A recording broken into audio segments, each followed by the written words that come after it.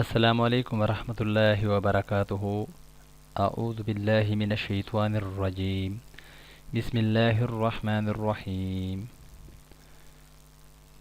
آپ کی اولاد نیک اور صالح کیوں ہے؟ حضرت مولانا احمد علی لاہوری رحمۃ اللہ تعالیٰ علیہ سے کسی نے پوچھا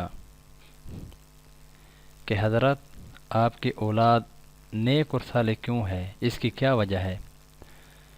باپ ولی اور اولاد بھی ولی۔ حضرت رحمۃ اللہ تعالیٰ علیہ نے فرمایا،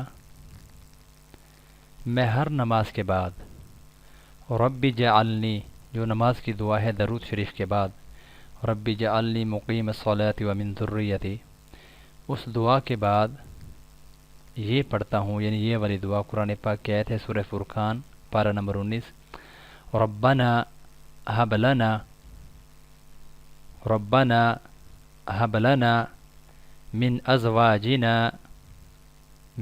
ازواجنا وذرياتنا قرة اعین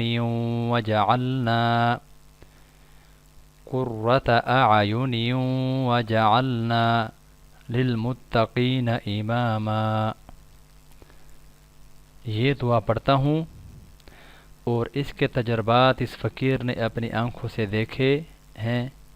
الحمدللہ میرا بھی معمول ہے، میں آپ سے بھی عرض کرتا ہوں اس دعا کا اہتمام کریں۔